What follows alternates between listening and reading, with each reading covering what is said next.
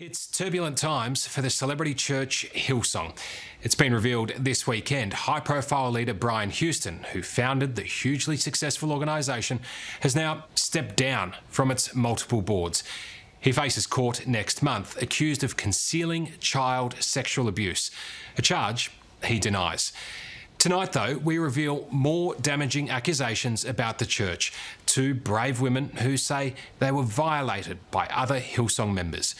But what makes these attacks even more disturbing is the megachurch's response, an indifference to the victim's suffering so heartless it would surely make Jesus weep. Hillsong comes from pretty humble, some might say hokey beginnings. While many other churches date back thousands of years, Hillsong was only founded in the northwestern suburbs of Sydney 38 years ago. But since then, it's been a miraculous, meteoric rise for this Pentecostal movement.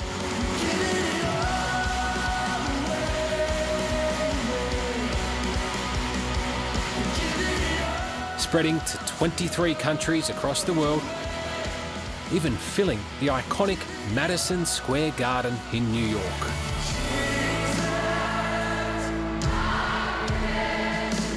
But all that glitters ain't gold. With a wave of scandals hitting the organisation both in Australia. Founder of Hillsong Church, Brian Houston, has this afternoon been charged for allegedly concealing child sex offences. And abroad. The affair that brought down Hillsong Church celebrity pastor Karl Lentz. When you give somebody so much power, they become God to people. Tonight, we uncover new disturbing behaviour within the Australian church. Young women violated. And he pulled down my pants and my underwear. And he raped me at church. And he grabbed me and put his hands like all around my waist, in between my legs, touching my crotch and my butt. But what's almost as bad as the abuse is Hillsong's response. In some cases, protecting and still employing the men responsible. Well, what they have done is engage in a textbook case of defending the organization rather than caring for a victim. I don't care how you dress. I don't care what type of music you play. I don't even care as much about the messages you preach. If the least of those in your congregation and your community are not protected and not advocated for when they get hurt, then don't call yourself a church. Because Jesus was all about that.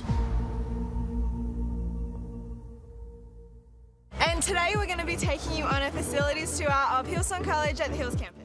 Like every arm of Hillsong, the church's big, shiny college in suburban Sydney has a slick promotional video touting its wares. Right now, we are in Hillsong College's state-of-the-art television studio. It's become a destination not just for students from around Australia, but internationally as well.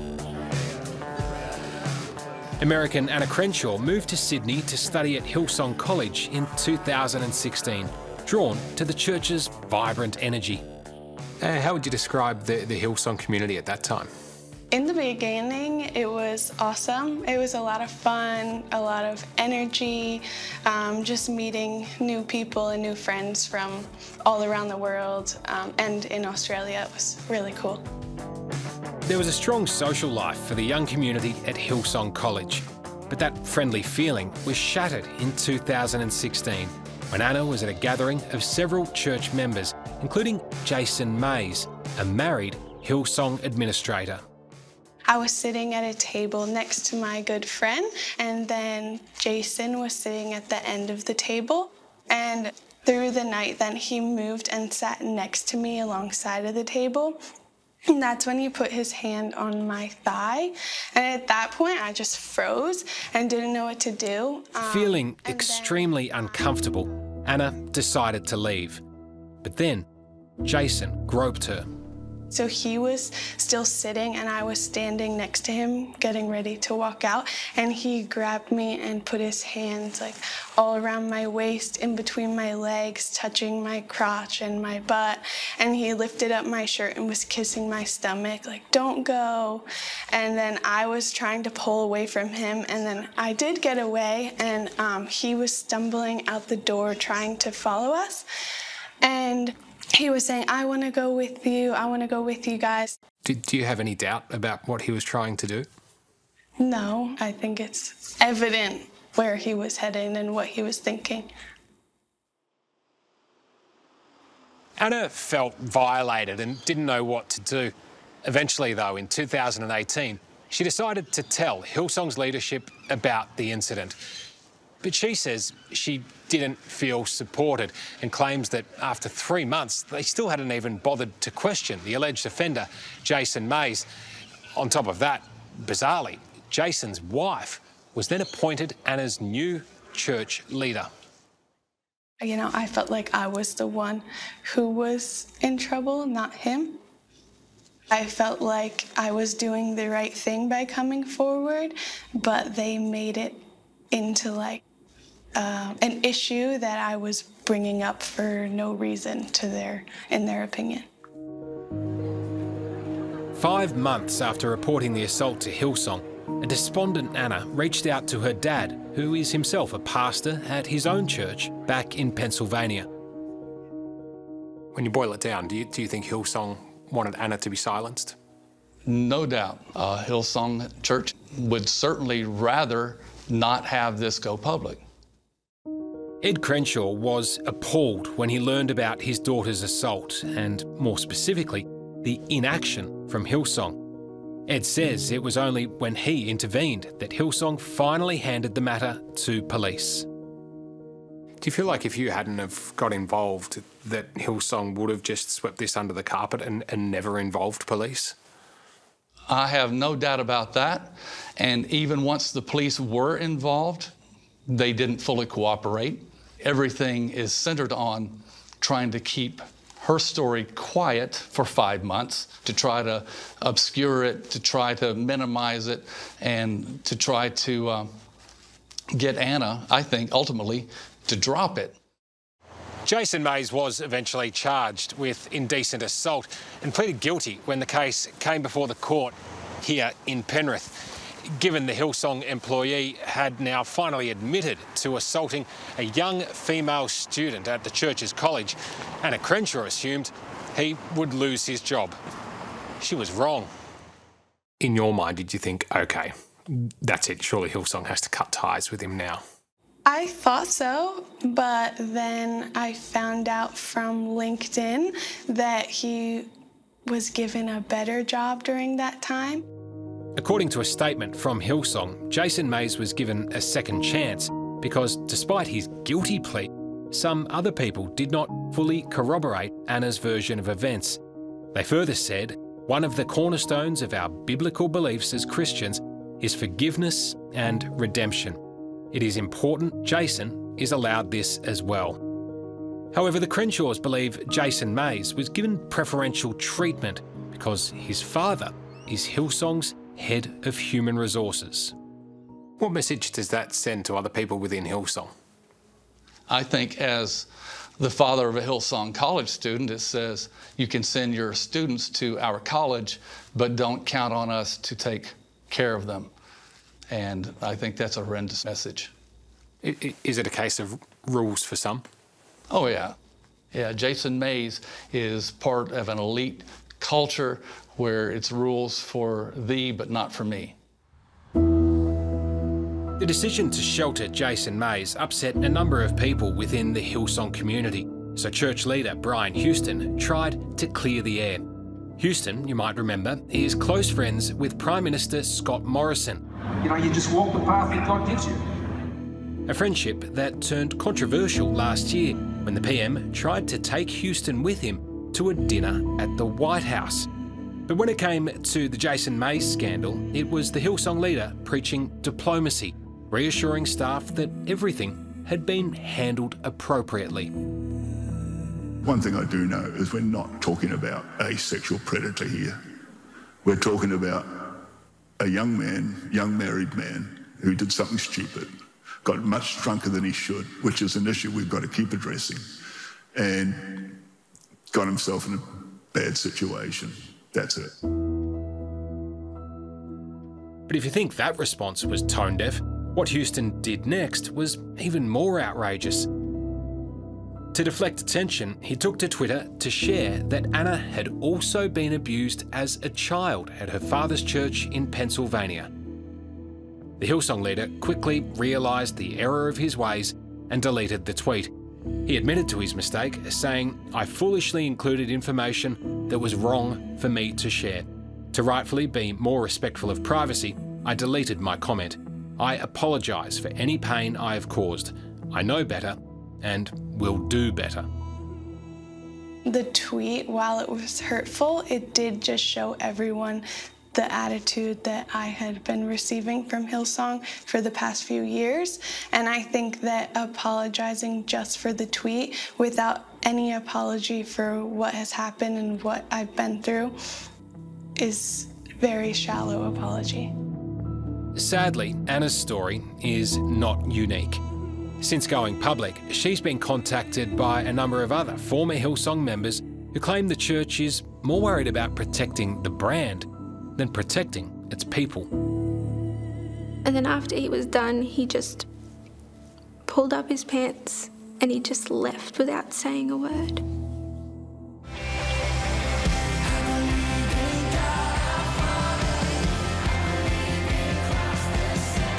Hillsong has 30 churches in Australia.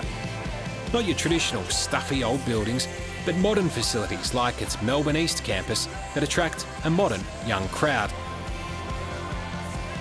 This woman, who we'll call Catherine, was one of the thousands drawn to what she thought was an energetic congregation that reflected her lifestyle.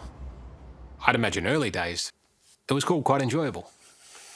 Yeah, I had a lot of fun. I was making some great friends and I was having the time of my life, being a youth leader. And I love God, I'm a Christian, I love the church, and so to be able to help out like that was super fun at the beginning. But one night in 2018, when Catherine was a volunteer at Hillsong, she stayed back late with the male worshipper to help pack up after a Bible study class. What happened next has left her traumatised ever since. She claims she was raped by a fellow Hillsong member. And he closed the door and he turned off the lights. And I said, "What are you doing? Are you okay?"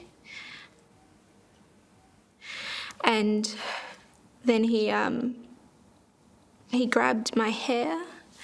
He just pushed me onto this office chair. And I said, "What are you doing? Like, stop. No, like, this isn't happening." Because in that moment, I knew what was going to happen. And he pulled down my pants and my underwear. And he raped me in our events office at church. Sorry. A church must be the last place you would expect something like this to happen. I had no reason to think that I wasn't going to be safe. It was really violent. It was just completely filled with like anger and rage and like just hatred. It was just the scariest thing I've ever experienced in my whole life because he was so much bigger than me. And then after he was done, he just pulled up his pants and he just left without saying a word. I felt really ashamed. I felt really guilty. You know, I was a virgin and that was the only sexual experience that I had ever had, and it was non-consensual. And I just wanted to pretend it didn't happen. Catherine spent several weeks trying to forget the attack, But eventually, the emotional torment was just too much. So she says she reported the incident to a youth pastor. This is a very serious incident that you're telling them about. What was their response? He wouldn't let me speak. I walked into there and I said, something really bad has happened. I am visibly upset. I'm shaking. I can't breathe. I'm crying. I'm hysterical in front of this man. And I'm like, he grabbed me, he hurt me, he did it, he touched me, and I was just going on and on. And every time I would say a word, he would say, that's not for my ears to hear. That's not for my ears to hear. You go sort that out with him. That's not for my ears to hear. Catherine says that Hillsong leader made her feel like she was the problem, telling her she needed to focus on repairing relationships. She was so upset by that lack of support that in 2019, she decided to leave the church. When the institution, I don't care whether it's Hillsong or any other church, when their first response seems to be more focused on protecting the institution than the vulnerable, wounded person, that is a problem, not just for any institution, but for an institution that claims to follow Jesus. Boz Javigian is the grandson of famed American evangelist Billy Graham. Christ belongs to all people. Boz now works as an attorney for survivors of sexual abuse. He advised Anna Crenshaw in her case against Hillsong after the young American student was indecently assaulted in Sydney by a Hillsong staff member. Boz says he sees a pattern of behaviour in the way the Australian-based church goes about its business, trying to either silence or intimidate those who speak out about suffering within the organisation. In Anna's matter, Hillsong eventually commissioned a law firm to carry out what was supposed to be an independent investigation. But Boz claims it was more of a PR exercise designed to protect Hillsong's reputation. Specifically, he alleges that law firm was less about independence and more about intimidation. Just because you call something independent doesn't make it so. This is the law firm that's allegedly conducting this investigation. Underneath their signature line, it states, the most feared law firm in the world. That's how this law firm, who's supposedly going to engage in an independent and an objective investigation into Anna's claims, you tell me what sexual abuse survivor is going to feel comfortable participating in a process that's led by an organization that defines itself in that way. Given what you've seen in Anna's case, would you feel comfortable sending your children to study with Hillsong in Australia? No. Absolutely not. Anna Crenshaw, when she moved to Australia as a young person, was no doubt a vulnerable person. And she wasn't protected, and she certainly wasn't cared for.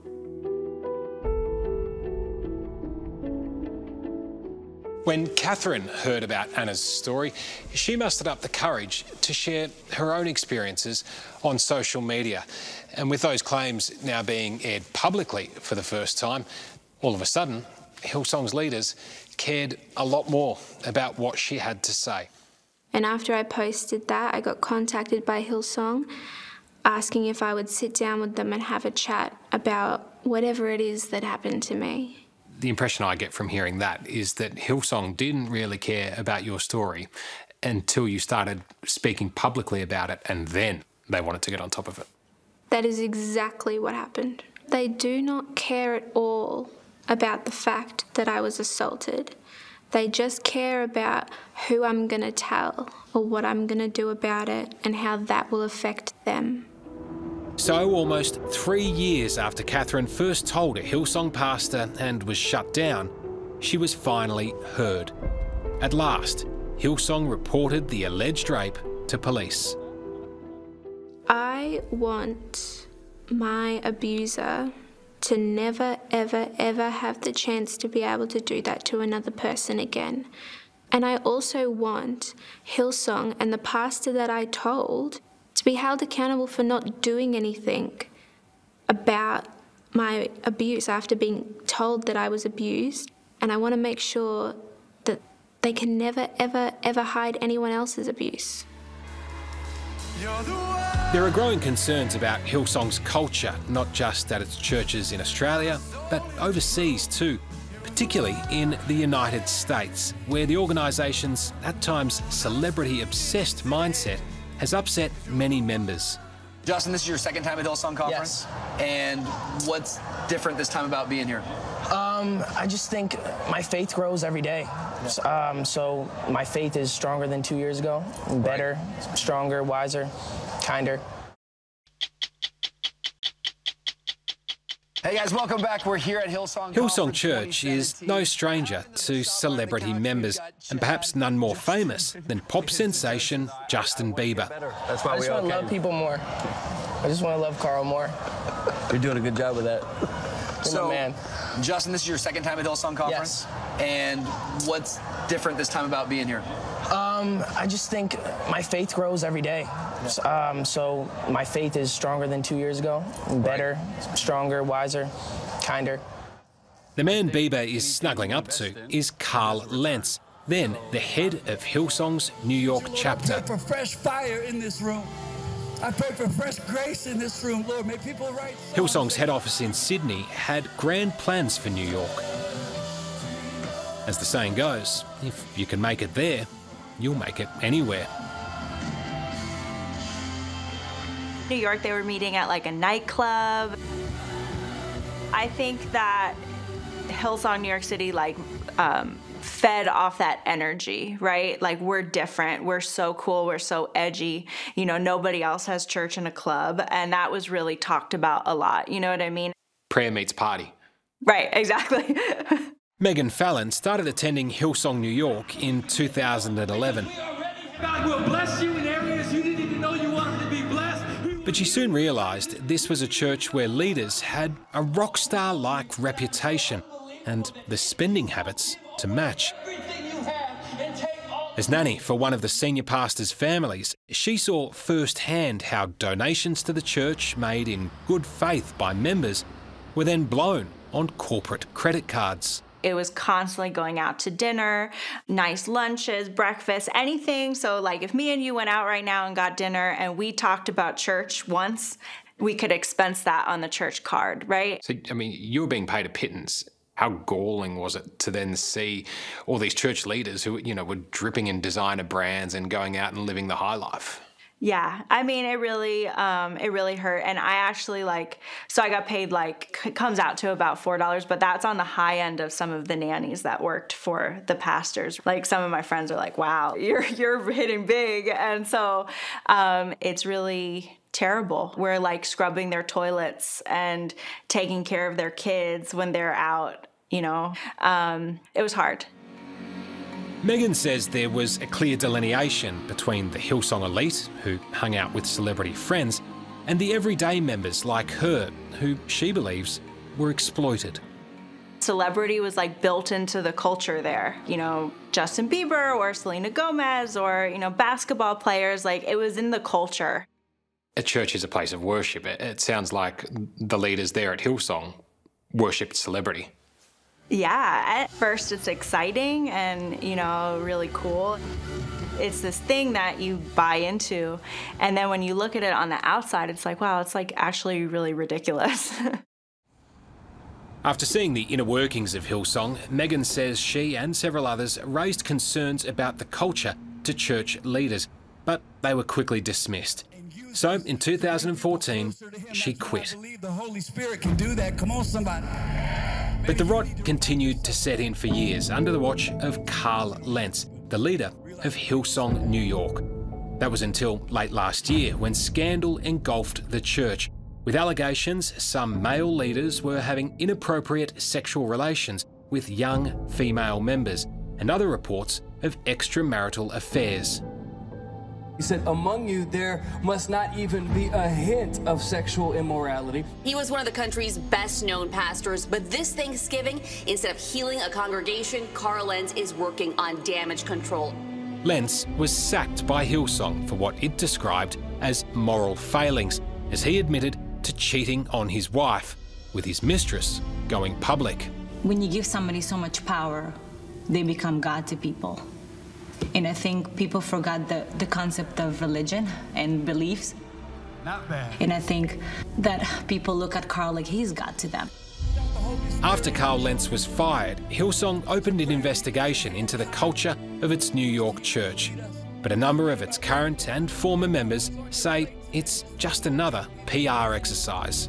For so long, myself and so many other people were meant to feel like we were the problem, you know? And so for this to come out, it kind of was like, wow, like we weren't the problem. How would you sum up the culture within the church at Hillsong in New York?